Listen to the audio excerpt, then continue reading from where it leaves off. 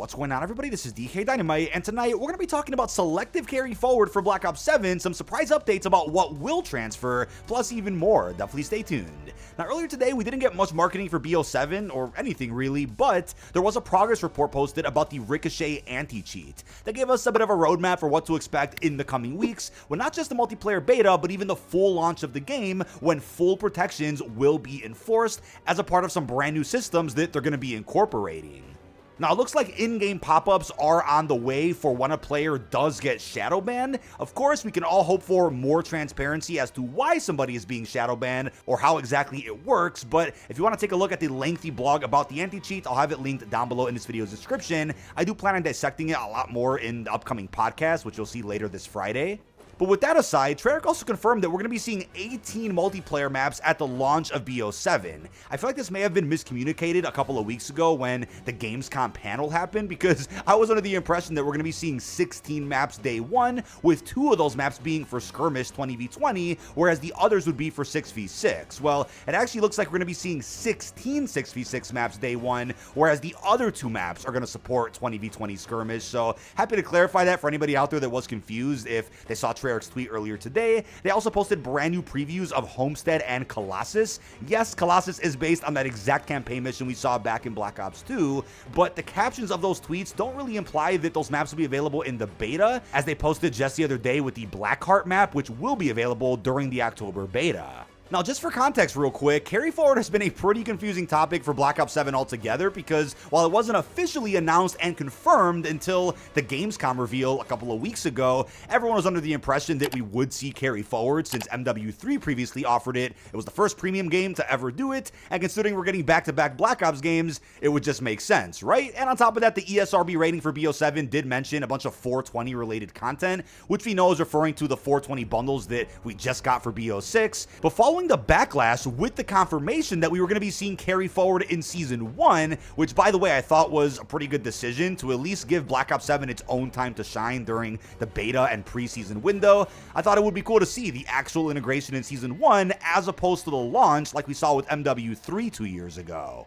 But following the backlash to carry forward, which I believe came more so from the multiplayer community, they then followed up in a separate blog about a week after Gamescom, confirming that they're going to be canceling carry forward completely, but that XP tokens and gobblegums would still transfer over to your inventory day one.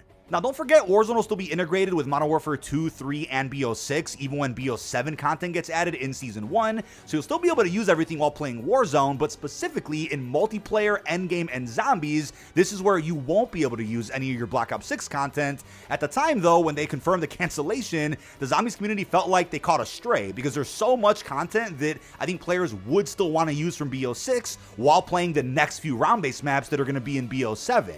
I also quickly want to say that when it comes to immersion in zombies, I feel like because the cutscenes are always with the Requiem crew or the main characters, it doesn't feel like Cold War where you can kind of break out of immersion, since those in-game cutscenes would show the exact operators you're running in that match. So I feel like zombies players are never really against the idea of bringing in the cell-shaded or crossover operators into BO7 zombies, especially when you consider the crossovers we're probably about to get with Season 6 The Haunting. Would players even want to buy some of the Halloween cosmetics if they're not going to be able to use it in BO7 a couple of weeks later? So while it seems like they weren't able to please everybody, since there are a lot of folks seemingly saying that they should have just added a skin filter, which I think probably would have been the best solution instead of just canceling carry forward flat out, Treyarch followed up with the tweet just last night where they said, "Heads up, zombies players, any of the 4 main quest operator skin rewards earned in BO6 will be available at the launch of BO7, and for the truly dedicated, the new Order's Prestige level 1000 operator for Samuels will also be available day one, since Samuels will indeed be an operator in that game." On top of that,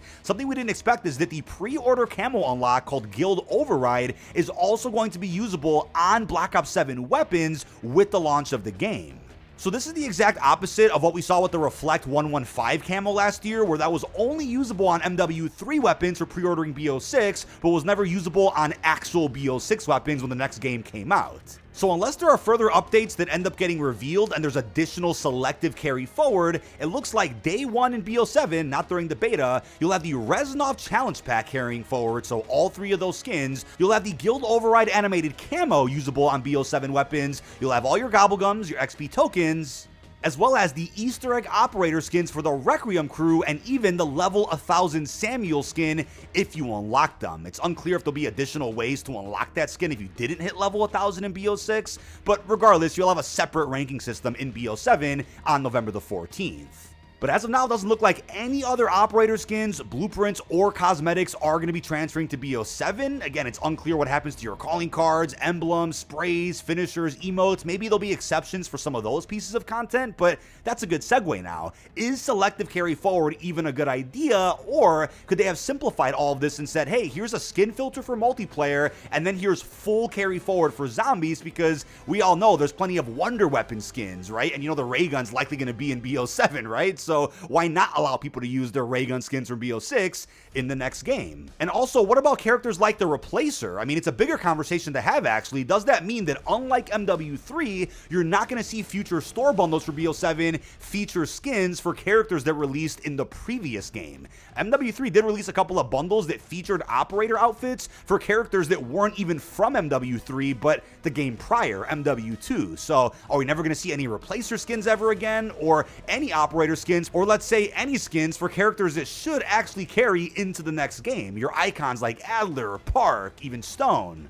I almost feel like the selective carry forward route is more problematic than anything, simply because there's constantly going to be conversations over the next few months about little things here and there that should have carried over, and maybe they do bring things over slowly. Is it possible that a year from now they just say, hey, we're going to open the floodgates and just allow full carry forward from BO6 to 7 after, 4 to 6 seasons are complete for Black Ops 7 without any of that stuff? Now, Matt Scronce recently clarified how Face-Off is going to work for BO7 multiplayer. As I went over in a previous video, they're going to be going the Cold War route where they say, hey, let's take some maps that are built for 6v6 and also allow them to be played in Face-Off playlists or Gunfight instead of making a bunch of dedicated small strike maps. I think that's cool for one, but I almost feel like Matt Scronce's tweet did imply that we're going to be seeing carry forward maps inside of BO7 Face-Off, so wouldn't be shocked to see some of these maps that you see on screen within BO7 multiplayer, because MW3 also went down that route where they did carry forward a couple of iconic maps that I think everybody at the studio knew people would want to see in the new game as well. But in all, if we end up seeing some real wacky operator skins or crossovers like Scooby-Doo, for example, during BO7, it'll raise the question, right? Was canceling carry forward really worth it? Especially considering when it comes to zombies specifically, there are some iconic weapons like the Olympia, the PPSH, which people would probably want to use and try out against some BO7 zombie bosses. What about the Maelstrom, the ASG? So will those weapons make appearances through, let's say, Easter egg quest or as wall buys, or will they just be restricted altogether since you can't bring them into your loadouts? When you think about all of that, it's like, will there be a point in BO7 where we look at it and say, hey, what was really the point of canceling carry forward if we're seeing a bunch of similar cosmetics being added into the game anyway? I know some folks are speculating that they could actually re-release certain weapons we already got in BO6, but in some live seasons of BO7. I absolutely do not think that's going to be the case, but do I believe that in a future season they might say, hey, let's just grab that one weapon or that one operator or that one thing from BO6 and just plop it into BO7? Maybe that'll happen, but I doubt that'll ever be marketed as quote-unquote new content on a roadmap or in a blog post. Only time will tell, though. But since they made an exception for the Easter egg skins, folks have also been wondering if they could just also make an exception for the extra operator outfits that people have also acquired from bundles for the Requiem crew. But then if you take it that far, people are then going to ask questions about some of the more expensive skins. They cost 3,000 COD points and up. Why not make an exception for those, even if they're for non-Requiem operators? But that is about it. This has been dkdynamite. Leave our thoughts down below in the comment section. What are your thoughts on the new carry forward, or what I'll call selective carry forward, for the launch of Black Ops 7? Leave our thoughts down below. Really hope you've enjoyed, and peace out, everybody.